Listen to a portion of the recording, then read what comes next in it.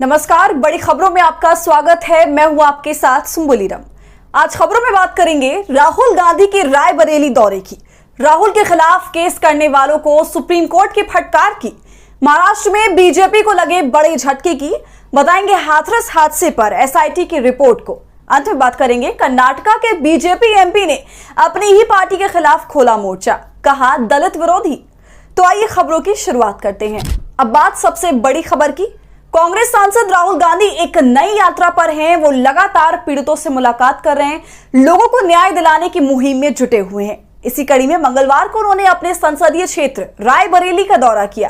इस दौरान राहुल पार्टी कार्यकर्ताओं समेत शहीद कैप्टन अंशुमन सिंह के परिवार वालों से भी मिले। तो राहुल के इस दौरे में क्या कुछ रहा खास, देखिए रिपोर्ट। लोकसभा के नेता प्रतिपक्ष राहुल गांधी बदले बदले नजर आ रहे हैं। राहुल भारत जोड़ो यात्रा की तरह एक नई यात्रा पर निकल पड़े हैं। पिछले कई दिनों से राहुल गांधी अलग अलग जगह जाकर पीड़ितों से मुलाकात कर रहे हैं, लोगों के दुख दर्द को भी बांट रहे हैं। इसी क्रम में राहुल अपने संसदीय क्षेत्र रायबरेली के दौरे पर पहुंचे। राहुल गांधी ने बछरावा के जिरुआ मंदिर में दर्शन पूजन किया। इस दौरान राहुल ने रायबरेली में कीर्ति चक्र सम्मानित कैप्टन अंशुमन सिंह के माता पिता से भी मुलाकात की। भुए माऊ गेस्ट हाउस में उनके साथ चाय पी। राहुल ने कहा कि हम आपके साथ खड़े हैं।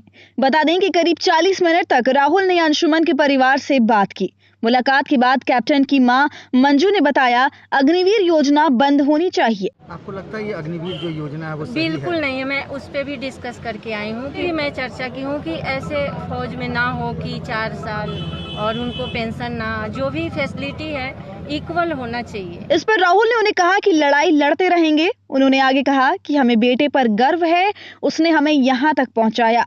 जिन्हें हम टीवी पर देखते थे उनके साथ बैठकर चाय पी, हमारा इतना सम्मान किया। राहुल जी ने मदद का भरोसा दिया, उनसे काफी देर तक बात हुई।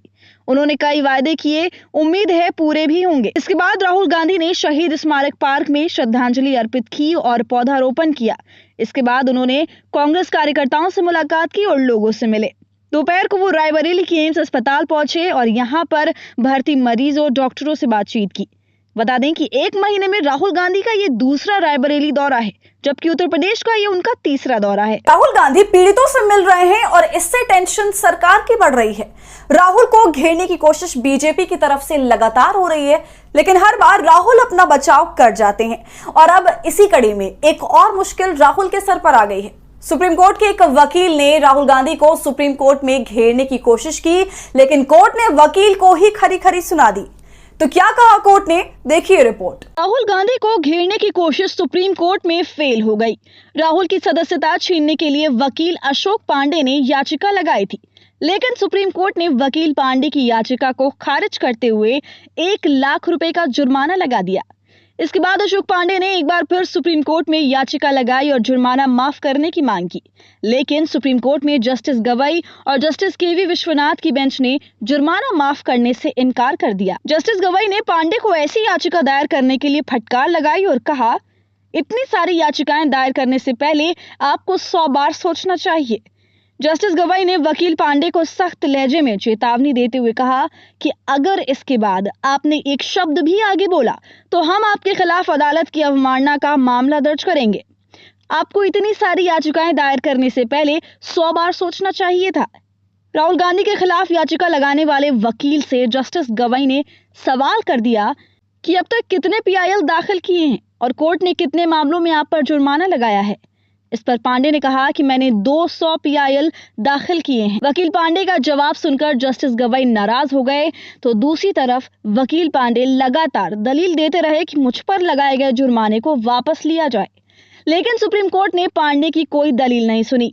जस्टिस गवई ने कहा कि अब आप यहाँ से जाइए, अगर आप पोडियम नहीं छोड़ेंगे तो हमें शर्मिंदा होना पड़ेगा। या तो आप कोर्ट रूम छोड़कर जा रहे हैं या फिर हम आपको कोर्ट की अवमानना का नोटिस दे रहे हैं। इतने पर भी जब पांडे कोर्ट छोड़ने को राजी नहीं हुए तो जस्टिस गवई ने भड़कते हुए कहा, अब आप जाते हैं या मैं कोर्ट मार्शल को बुलाऊं। इसके बाद वकील पांडे ने कहा कि वो कोर्ट से बाहर जा रहे हैं, लेकिन जुर्माना वापस ले लें। महाराष्ट्र में बीजेपी को बड़ा झटका लगा है। पूर्व गृह मंत्री ने सभी पदों से इस्तीफा दे दिया। हाल ही में महाराष्ट्र बीजेपी की वरिष्ठ नेता सूर्यकांत पाटिल ने पार्टी को अलविदा कहा था। वहीं अब एक और बड़े नेता ने बीजेपी से इस्तीफा दे दिया है। तो क्या है पूरी खबर, जानने के लिए देखिए रिपोर्ट। महाराष्ट्र विधानसभा चुनाव से पहले बीजेपी को तगड़ा झटका लगा है और अब पार्टी में इस्तीफों का सिलसिला शुरू हो चुका है। पूर्व गृह राज्य मंत्री डॉक्टर माधव किन्हालकर ने बीजेपी को अलविदा कह दिया। किन्हालकर ने बीजेपी प्रदेश अध्यक्ष चंद्रशेखर बावनकुले को अपना इस्तीफा भेज दिया है। मराठवाड़ा के नांदेड़ जिले में बीजेपी के लिए ये बड़ा झटका माना जा रहा है। बीजेपी छोड़ने के बाद सूर्यकांत पाटिल ने सांसद अशोक चौहान की आलोचना की। उसके बाद अब पूर्व गृह राज्य मंत्री डॉक्टर माधव किन्हालकर ने आज बीजेपी के सभी पदों से इस्तीफा दे दिया।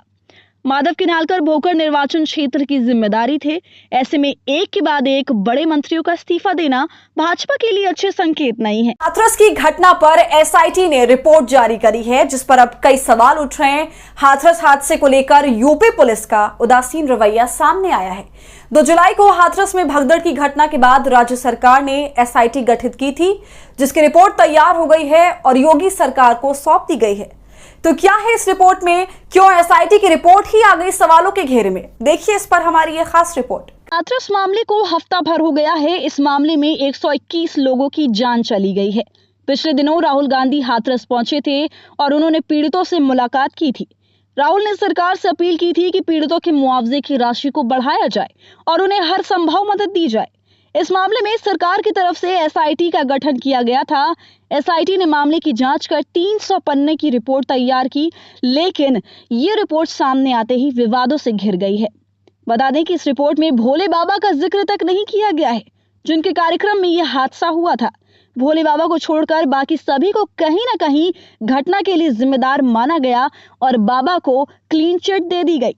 तो वहीं दूसरी तरफ आयोजकों के साथ प्रशासन और पुलिस पर भी सवाल खड़े किए गए हैं, जिनकी लापरवाही के चलते यह हादसा हुआ। इस रिपोर्ट के बाद राज्य सरकार ने सिकंदरा मऊ के एसडीएम, सीईओ और तहसीलदार समेत 6 लोगों को सस्पेंड कर दिया है। बता दें कि 2 जुलाई को यूपी के हाथरस में भोले बाबा के सत्संग में लगभग 121 श्रद्धालुओं की जान चली गई थी। प्रशासन का दावा था कि आयोजकों की तरफ से सही जानकारी नहीं दी गई थी, तो दूसरी तरफ आयोजकों की तरफ से कहा जा रहा था कि प्रशासन से सत्संग की अनुमति ली गई थी।